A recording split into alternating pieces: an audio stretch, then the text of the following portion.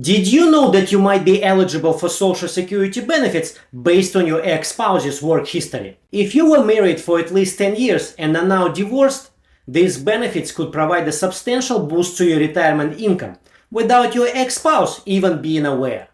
Yet, many people miss out on this opportunity, leaving valuable benefits unclaimed. Today, I'll dive into how these benefits work, who qualifies, and show you possible real-life scenarios to illustrate how understanding them can potentially enhance your financial security in retirement. Let's start with an example to bring this to life. Sarah was married to David for 12 years. They worked hard, raised kids, but eventually they grew apart and divorced. After their divorce, Sarah continued to focus on her career and eventually began to prepare for retirement. Like many, she was unsure about what she might be entitled to under Social Security, especially regarding any potential benefits linked to her former marriage. Sarah had heard about divorced spouse benefits, but wasn't sure how they applied to her situation. Here's where the story gets interesting.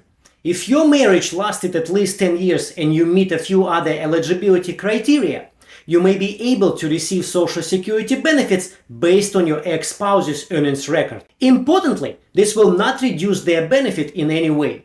In Sarah's case, she discovered she could claim a portion of David's benefit, providing her with additional income that she hadn't factored into her retirement planning. To qualify for divorced spouse benefits, you must meet these specific conditions.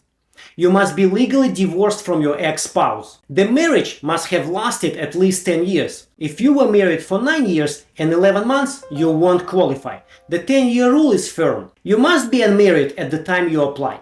Remarrying will disqualify you from receiving this benefit. You must be at least 62 years of age. If you wait until full retirement age, you can get up to 50% of your ex-spouse's full benefit with no impact on them. Now, the next part is important. Your ex-spouse must be eligible for Social Security and be at least 62 years old, though they do not need to have filed for their own Social Security benefits if your divorce occurred more than 2 years ago. In Sarah's case, she was 63, had never remarried, and met the other requirements. Because of this, she was eligible to receive divorced spouse benefits, regardless of whether David had filed for his benefit. Importantly, Sarah did not need David's approval or even his knowledge to apply for these benefits. Consider David's Social Security benefit. His primary insurance amount was $3,800 per month. Sarah, at full retirement age, was entitled to receive 50% of this amount, which equaled $1,900 per month. This additional income helped her maintain a more comfortable retirement lifestyle, covering expenses like healthcare and daily living costs. If you find yourself in a similar situation, it's important to explore whether these benefits might apply to you, potentially enhancing your retirement income. Now, let's consider James, who had been married to Maria for 14 years. While James' own Social Security benefit would be higher than 50% of Maria's, he wondered whether he could claim a benefit based on Maria's work record while allowing his own benefit to grow. The rule here is straightforward. If your own Social Security benefit is greater than 50% of your ex-spouse's primary insurance amount, you will not qualify for divorced spouse benefits. Additionally, once you begin claiming your own benefit, you will no longer accrue delayed retirement credits. In James' case, he would need to rely on his own benefit, as it was higher than what he would receive from Maria's record. Another question we get is what happens if your ex-spouse passes away. In that event, you may be eligible for survivor benefits, which can be as much as 100% of your ex-spouse's benefit, assuming you either remained unmarried or remarried after the age of 60. Returning to Sarah's story, let's imagine that David had passed away. Since Sarah was unmarried and over the age of 60, she would have been eligible to switch from her divorced spouse benefit to the higher survivor benefit. By applying at her full retirement age or later, she could receive David's full monthly benefit of $3,800. Survivor benefits can provide substantial financial security, especially for individuals who were financially dependent on their former spouse during their marriage. If you are divorced and also qualify for benefits based on your own work record, Social Security will pay your personal benefit first. The positive aspect is that if your primary insurance amount is less than 50% of your ex-spouse's primary insurance amount, you will receive the difference as an additional benefit on top of your own. For example, Maya, who was married to Jack for 12 years, also considered divorced spouse benefits. Jack's primary insurance amount was $3,400 a month, and Maya's own benefit was $1,000.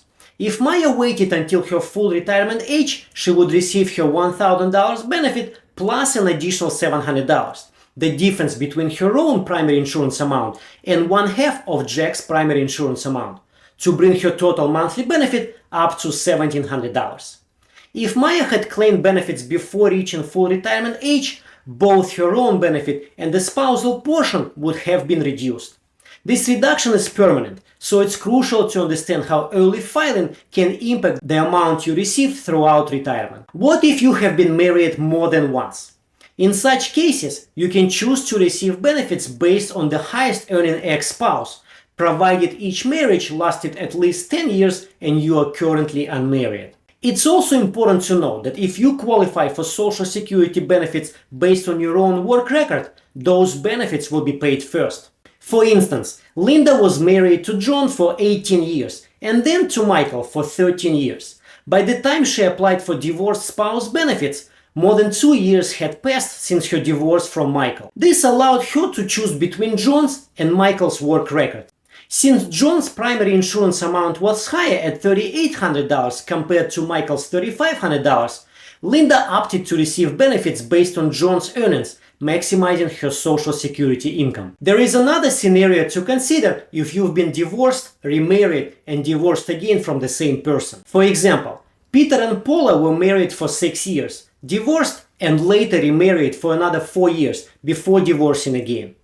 In this case, the two periods of marriage can be combined to meet the 10-year rule, provided that remarriage took place within the calendar year following the initial divorce. This rule can be a valuable asset when calculating eligibility for benefits. The last scenario that I want to cover today is when the person applying for divorced spouse benefit worked in a job not covered by Social Security. In this case, their benefit will be reduced by 2/3 of their pension amount due to the government pension offset. This reduction often results in the benefit being reduced all the way down to zero. For example, Laura worked as a state employee in California, where she did not contribute to Social Security. She receives a monthly pension of $2,700.